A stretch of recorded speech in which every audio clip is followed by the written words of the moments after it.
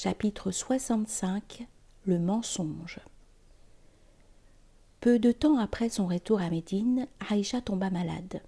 En ce moment, les propos médisants que les hypocrites avaient chuchotés contre elle et contre Safouane circulaient déjà dans la ville. Peu de gens les prenaient au sérieux, mais parmi ceux qui le faisaient se trouvait le propre cousin de Aïcha, Mista, du clan de Muttalib.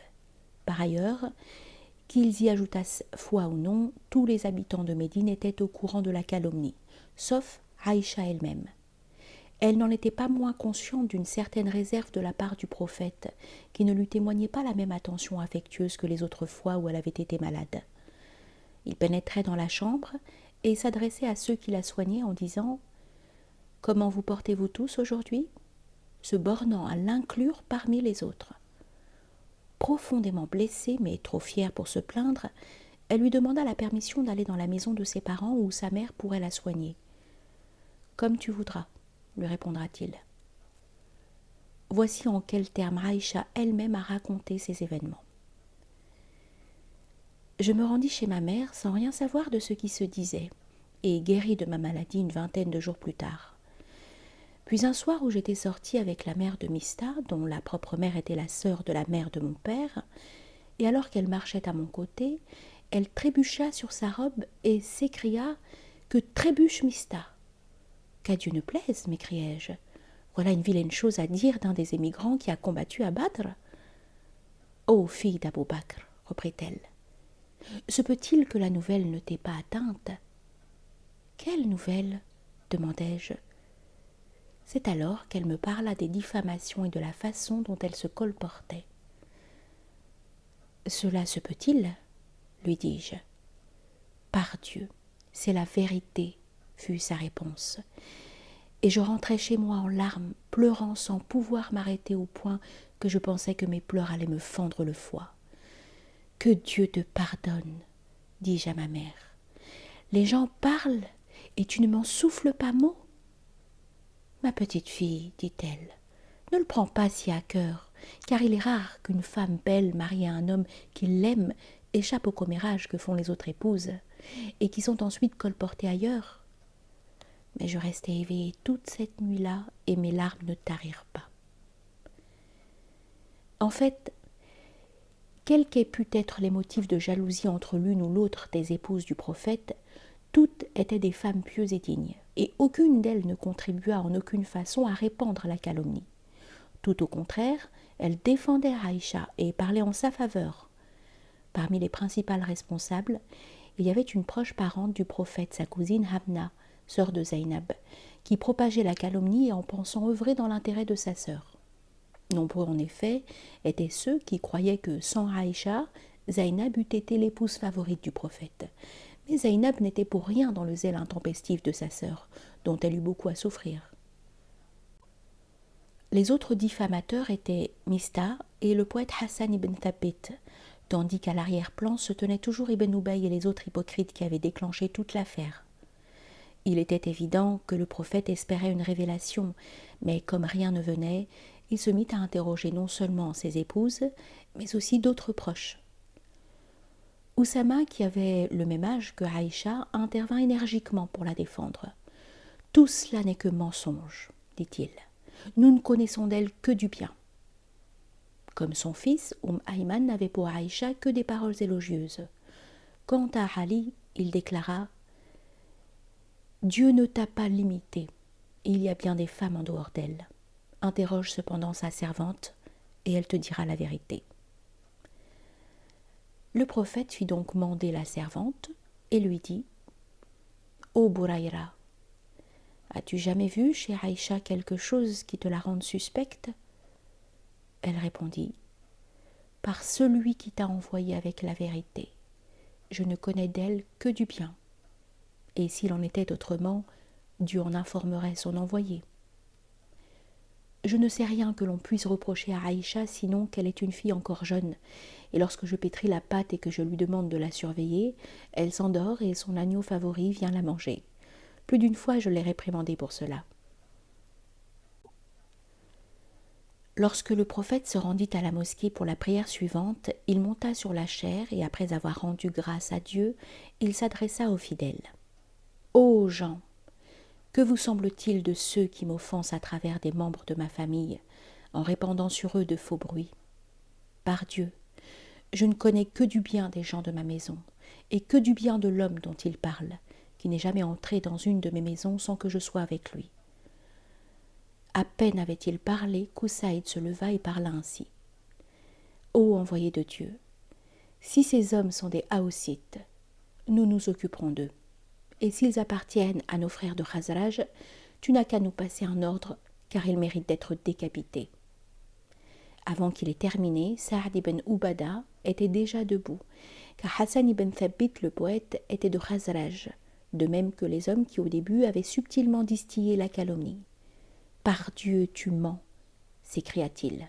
« Vous ne les tuerez pas, vous ne le pouvez pas. Tu n'aurais jamais parlé ainsi s'ils avaient été de ton peuple. »« Par Dieu, menteur toi-même !» répliqua Oussaïd.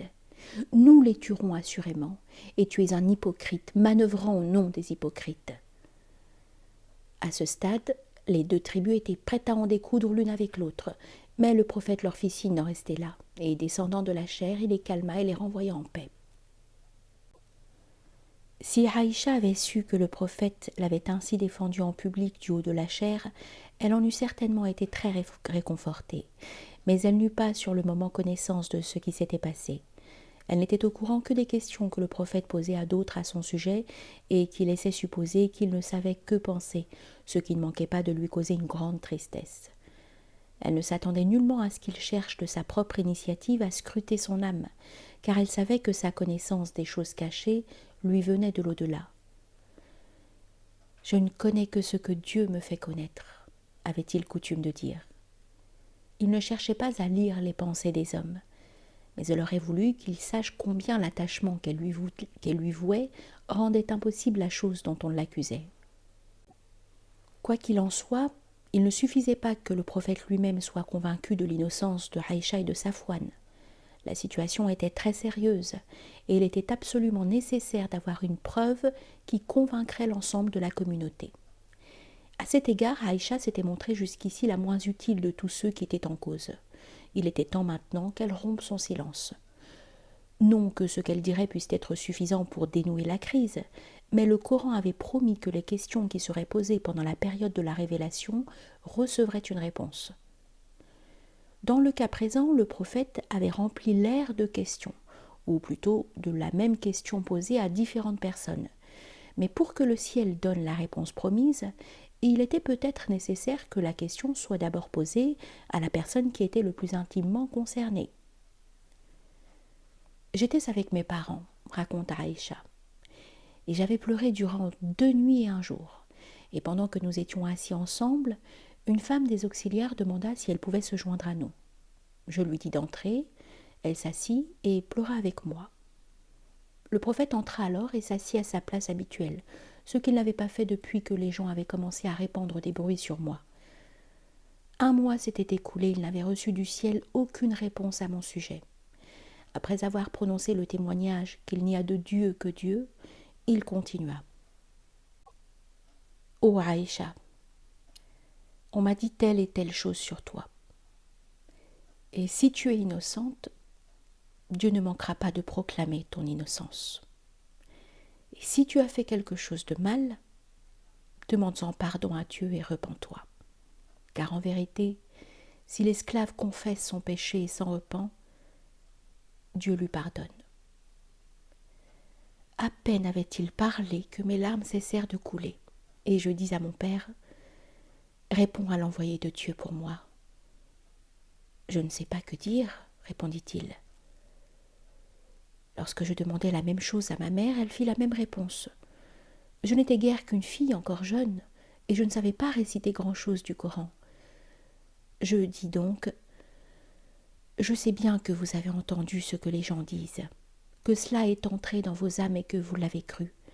Si donc je vous dis que je suis innocente, et Dieu sait que je suis innocente, vous ne me croiriez pas, tandis que si je vous avouais que j'ai commis ce dont Dieu sait que je suis innocente, vous me croiriez. » Puis je voulus rechercher dans ma tête le nom de Jacob, mais ne pus me le rappeler, ce qui me fit dire Mais je vous dirai ce qu'a dit le père de Joseph. Qu'il me soit donné une belle patience, et c'est à Dieu qu'il faut demander secours contre ce que vous racontez. » J'allais alors m'étendre sur ma couche, espérant que Dieu me déclarerait innocente. Je ne pensais pas qu'il enverrait une révélation à mon sujet, car je me trouvais trop insignifiante pour que ma situation soit mentionnée dans le Coran, mais j'espérais que le prophète aurait, dans son sommeil, une vision qui me disculperait. Il resta assis parmi nous et nous étions tous encore présents lorsqu'une révélation vint à lui. Il fut saisi de l'oppression qu'il éprouvait à ces moments-là, et des perles de sueur se mirent à ruisseler sur son corps, bien que l'on fût en hiver. Ensuite, lorsque la pression se fut relâchée, il dit d'une voix vibrante de joie: « Oh Aïcha, loue Dieu, car il t'a déclarée innocente. » Ma mère me dit alors: « Lève-toi et va vers l'envoyé de Dieu. » Mais je répliquai: « Par Dieu, non, je n'irai pas à lui, et je ne louerai personne d'autre que Dieu. » Les paroles du Coran innocentant Aïcha étaient les suivantes. « Certes, ceux qui ont répandu la calomnie sont un groupe d'entre vous. Lorsque vous colportez par votre langue et que vous prononcez avec votre bouche ce dont vous n'avez aucune connaissance, vous le comptez pour une bagatelle, alors qu'auprès de Dieu, la chose est d'importance. Si seulement vous aviez dit lorsque vous avez entendu la calomnie, il ne nous appartient pas d'en parler. Gloire à toi, c'est une monstrueuse diffamation. Dieu vous exhorte à ne plus jamais commettre une faute semblable, si vous êtes croyant. » Les versets nouvellement révélés concernaient également toute la question de l'adultère, et tout en prescrivant les sanctions à appliquer, ils énonçaient que ceux qui auraient diffamé des femmes honorables seraient punis par le fouet. Cette sentence fut appliquée à Mistah, à Hassan et à Amna, qui avaient le plus ouvertement répandu la calomnie et qui reconnurent leur culpabilité.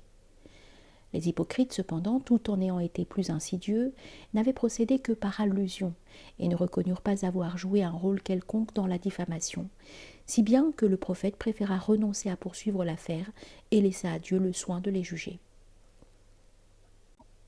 Abou Bakr avait pris l'habitude de verser régulièrement à Mistah, qui faisait partie de sa parenté et était très pauvre, une allocation en espèces.